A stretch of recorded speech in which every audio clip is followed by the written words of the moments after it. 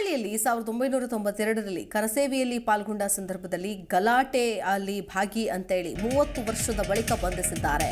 ಹುಬ್ಬಳ್ಳಿಯಲ್ಲಿ ವಿಪಕ್ಷ ನಾಯಕ ಆರ್ ಅಶೋಕ್ ಹೇಳಿಕೆ ಕೊಟ್ಟಿದ್ದಾರೆ.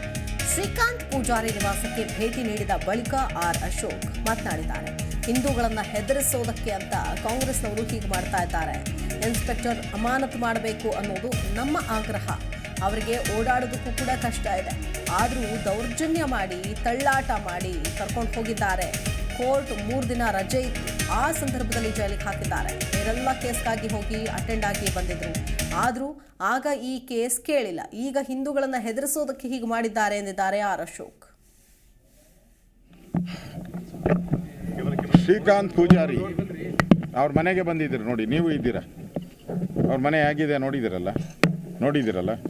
Auto rickshaw driver.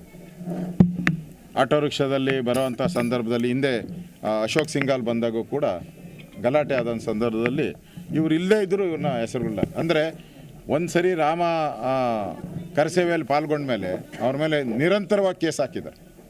6-7 ಕೇಸ್ಗಳನ್ನು ನಿರಂತರವಾಗಿ ಹಾಕಿದ್ದಾರೆ. ನಾನು ಸಿದ್ದರಾಮಯ್ಯನವ್ರು ಕೇಳಿಸ್ತೀನಿ, ಏನು ಹೇಳಿದ್ದಾರೆ? ಸಮಾಜಘಾತುಕಗಳು ದೇಶದ ಕರೆಕ್ಟು ಶ್ರೀರಾಮಚಂದ್ರ ಕರೆಕ್ಟು. ನಾನು ಇವಾಗ ಸಿದ್ದರಾಮಯ್ಯನವ್ರು ನಾನು ಒಪ್ಪದೆ ಇವತ್ತು ಕರೆಕ್ಟಾಗಿ ಹೇಳಿದ್ದಾರೆ. ಸಮಾಜಘಾತಕರು, ಈ ದೇಶದ ದುಡ್ಡನ್ನು ಲೂಟಿ ಹೊಡೆದವರು, ಈ ದೇಶದ ದುಡ್ಡನ್ನು ತಿಂದಾಕದಂಥವ್ರು ಯಾರು? ಹೆರಾಲ್ಡ್ ಪತ್ರಿಕೆ ಹಗರಣದಲ್ಲಿ 5,000 ಕೋಟಿ ಆಸ್ತಿನ ನುಂಗಿದ್ರಲ್ಲ. ಯಾರೋ ಒಂದು 10,000 ಜನ ಸ್ವಾತಂತ್ರ್ಯ ಹೋರಾಟಗಾರರು ಕಟ್ಟಿದಂಥ ಒಂದು ಪತ್ರಿಕೆಯನ್ನು ಏಕಾಏಕಿ ನುಂಗಾಕಿದ್ರಲ್ಲ, ಬೇಲ್ ಮೇಲೆ ಇದ್ದಿರಲ್ಲ.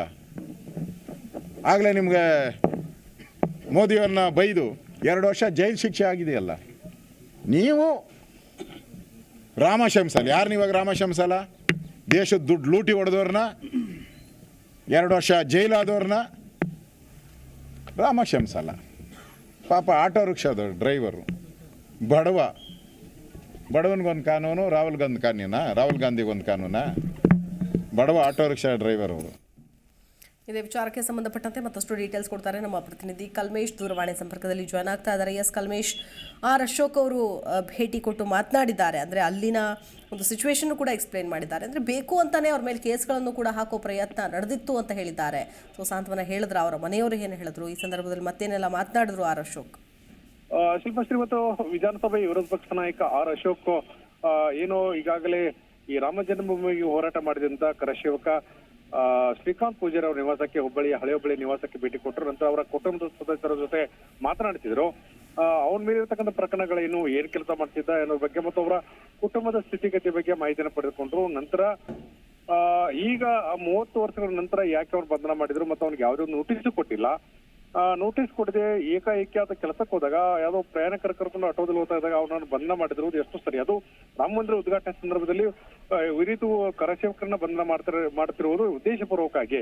ಕೆಲವೊಂದ್ ಕಡೆ ರಾಮ ಮಂದಿರ ಉದ್ಘಾಟನೆ ಸಂದರ್ಭದಲ್ಲಿ ಈ ರೀತಿಯಾಗಿ ಕರಸೇವಕರನ್ನ ಎದುರಿಸುವುದು, ರಾಮ ಜನ್ಮಭೂಮಿಗೆ ಹೋರಾಟ ಮಾಡಿದವ್ರನ್ನ ಆ ನೆಪದಲ್ಲಿ ಹಿಂದೆ ದೋಂಬಿ ಗಲಭೆ ಪ್ರಕರಣ ಭಾಗಿದ್ದಾರೆ ಎಂಬ ಸುಳ್ಳು ಆರೋಪಗಳನ್ನ ಮಾಡಿ ಅವರ ಹೆದರಿಸಿ ತಂತ್ರ ಮಾಡಿ ಆ ಉದ್ಘಾಟನೆಗೆ ಕಪ್ಪು ಚುಕ್ಕಿ ಅಂತ ತರತಕ್ಕಂಥ ಕೆಲಸ ಮಾಡ್ಲಿಕ್ಕೆ ಈ ರೀತಿ ಪೊಲೀಸ್ ಇಲಾಖೆ ಮೂಲಕ ರಾಜ್ಯ ಸರ್ಕಾರ ಮಾಡ್ತಿದೆ ಎಂಬ ಆರೋಪಣ ಮಾಡಿದ್ರು. ಜೊತೆಗೆ ಒಂದು ನೋಟಿಸ್ ಆದ್ರೂ ಕೊಡ್ಬೇಕಾಗಿತ್ತು. ಯಾಕಂದ್ರೆ ಅದು ಕೇವಲ ಹುಬ್ಬಳ್ಳಿಯಲ್ಲಿಯೇ ಇರತಕ್ಕಂಥ ಈತ ಎಲ್ಲಿ ಇಲ್ಲ, ಎಲ್ಲೋ ಅಪ್ಪಾಂಡಿಲ್ಲ ಅಂತ ಒಂದು ನೋಟಿಸ್, ಸೌಜನ್ಯಕರು ನೋಟಿಸ್ ಕೊಡದೆ ಯಾಕೆ ಬಂಧನ ಮಾಡ್ತಾರೆ? ಅದು ಏಕಾಏಕಿ ಆತನ ಬೇರೆ ಬೇರೆ ನೆಪ ಹಾಕೊಂಡು ಸ್ಥಾನಕ್ಕೆ ಕರ್ಕೊಂಡು ಅದನ್ನ ಬಂಧನ ಮಾಡ್ತಾರೆ. ಯಾವುದೇ ಕುಟುಂಬಸ್ಥರಿಗೆ ಮಾಹಿತಿ ಕೊಡುದಿಲ್ಲ. ಅದಕ್ಕಾಗಿ ಕೂಡಲೇ ಅದನ್ನ ಬಿಡುಗಡೆ ಮಾಡದೇ ಇದ್ರೆ ಜನವರಿ 9ರಂದು ರಾಜ್ಯ ಬಿಜೆಪಿ ಅಧ್ಯಕ್ಷ ವಿಜೇಂದ್ರ ನೇತೃತ್ವದಲ್ಲಿ ಹುಬ್ಬಳ್ಳಿಯಲ್ಲಿ ದೊಡ್ಡ ಮಟ್ಟದ ಪ್ರತಿಭಟನೆ ಮಾಡ್ತೀವಿ. ಇದೊಂದು ಸಾಂಕೇತಿಕ ಪ್ರತಿಭಟನೆ. ಇವತ್ತು ನಾವು ಜನವರಿ 9ರಂದು ಬೃಹತ್ ಆದಂತಹ ಪ್ರತಿಭಟನೆ ಮಾಡ್ತೇವೆ. ಅಲ್ಲಿ ಒಂದು ತಾರ್ಕಿಕ ಅಂತ್ಯವನ್ನ ಕೊಂಡೊಯ್ತೀವಿ. ಆ ಹೋರಾಟವನ್ನ ಅಲ್ಲಿ ಅವತ್ತು ಬಿಡುಗಡೆ ಮಾಡಲೇಬೇಕು, ಇಲ್ಲ ಇದೊಂದು ದೊಡ್ಡ ಜನಾಂದೋಲನವಾಗಿ ಹೋರಾಟ ಮಾಡ್ತೀವಿ ಎಂಬ ಎಚ್ಚರಿಕೆಯನ್ನ ಆರ್ ಅಶೋಕ್ ಕೊಟ್ಟಿರುವುದು. ಶಿಲ್ಪ, ಓಕೆ, ಧನ್ಯವಾದ ಕಲ್ಮೇಶ್ ಡೀಟೇಲ್ಸ್ಗಾಗಿ. ಪ್ರತಿಕ್ಷಣದ ಸುದ್ದಿಗಾಗಿ Zee Kannada news app download ಮಾಡಿ. Live TV, latest updates, entertainment, lifestyle, technology ಸುದ್ದಿ ನಿಮ್ಮ ಅಂಗೈಯಲ್ಲಿ.